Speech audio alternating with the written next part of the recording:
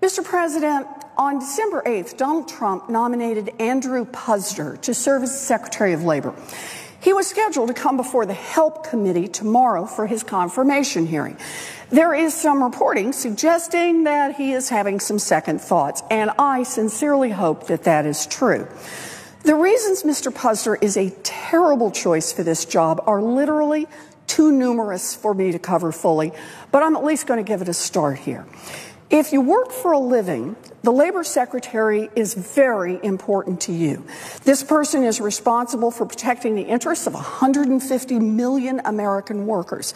He will be the person responsible for enforcing the laws that ensure that employers actually pay workers for every hour they work, and setting the standards to prevent workplace injuries and even death. Unfortunately, Mr. Puzder is not the kind of person the American people can trust to stand up for workers. Since 2000, Mr. Puzder has served as the CEO of the billion-dollar company CKE Restaurant Holdings. Now, you may know it better as the parent company of Carl's Jr. and Hardee's. These two fast food chains are known for paying very low wages to workers. Mr. Puzder has a long record of cheating workers out of overtime. He's paid out millions of dollars to settle claims when he was caught cheating. We're not talking about isolated incidents. They reflect the kind of business that Mr. Puzder built. Mr. Puzder is a frequent political pundit and commentator who has vocally opposed higher minimum wages. He has also strongly opposed new overtime protections that would give 4 million workers an estimated $1.5 billion raise in a single year. Mr. Puzder also delights in personal disdain for his workers. He bragged in his very first memo as CEO. He wrote that he wanted, quote, no more people behind the counter unless they have their teeth. Ha ha. He said he would like to replace his workers with robots because, quote, they are always polite, they always upsell, they never take a vacation, and there's never a slip and fall or an age, sex, or discrimination case. The Senate has an obligation to hear from those who are best qualified to tell America about Mr. Puzder's suitability to be Labor Secretary and to stand up for American workers, his own workers. And that's why many of us asked the chairman of the HELP Committee to include Mr. Puzder's workers in his confirmation hearing. And when the chairman refused to do so, we just went ahead and convened our own forum to allow those workers a chance to speak. 17 senators attended. Those 17 senators heard from Laura McDonald, who worked as a general manager at Carl's Jr. in Tucson, Arizona for 20 years.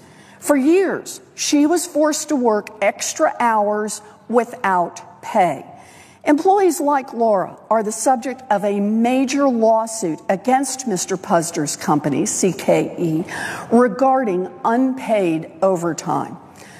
Those 17 senators heard from Lupe Guzman, who is a single mother who has devoted the last 7 years of her life to Carl's Jr. in Las Vegas, Nevada. She's worked the graveyard shift for rock bottom wages. 7 years of loyalty. And Lupe is still paid so little that she's on food stamps to feed her kids. Lupe sat in front of the United States Senate and wept openly about her terrible treatment at the hands of Mr. Puzder's company. The senators also heard from Roberto Ramirez, who has worked in the fast food industry for over 20 years, mostly at Carl's Jr. in Los Angeles, California. He worked regularly off the clock at Carl's Jr., meaning they didn't pay him. Roberto even had a full paycheck stolen by his manager. You know, for every Laura, Lupe, and Roberto, we found dozens of workers who are afraid to speak out about the terrible conditions at CKE. We compiled some of the stories from folks brave enough to speak up into a 20-page report detailing firsthand accounts of the men and women who work for Mr. Puzder. Those stories are horrifying, and I will read some of them later this hour. Mr. Puzder's company has a truly atrocious record of treating his own workers terribly. Indeed, he has dripping disdain for people who work for a living. This alone disqualifies him to be Secretary of Labor. But there's more.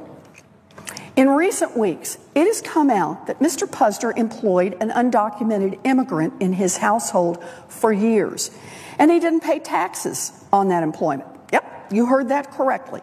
The Trump administration, which bellows about building a wall and pounds its chest about ripping millions of families apart with a deportation force, threatens to send millions of DREAM Act kids with deportation, has no problem putting a guy in charge of the Labor Department who cheats on his taxes and employs undocumented workers. The hypocrisy of that is pretty stunning, even for the Trump administration. And then there's the controversy over alleged spousal abuse. Over 25 years ago, Mr. Puzder's first wife appeared on an episode of Oprah Winfrey in a show about spousal abuse. I have watched the episode in which she appeared, as I believe every senator should. I found it extraordinarily troubling. Alongside his company's poor record of treatment of female employees, his highly explicit and sexualized ads, and his snide comments about sex discrimination, there is ample evidence that Mr. Puzder is a terrible choice to head the agency charged that women and men are treated fairly in the workplace. And I understand that no matter who President Trump picks to run the Labor Department, I'm probably going to have a lot of issues with that person. But this is different. Andrew Puzder should not be the Labor Secretary. And if you ask the senators in this body, Republicans and Democrats, if you ask them behind closed doors with the cameras turned off, you will have a hard time finding people who think this divisive nomination is good for the country. It's been suggested that Mr. Puzder is, quote, tired of the abuse, close quote, that he's received during this confirmation process. Well, I think the workers at his companies are pretty tired of the abuse they've received while being at the mercy of an employer that doesn't care about them at all and who goes out of his way to squeeze them out of every last dime. That is literally the opposite of what we need in a labor secretary. I was prepared to question him on these issues tomorrow, but I hope it is true that he will withdraw his nomination before then.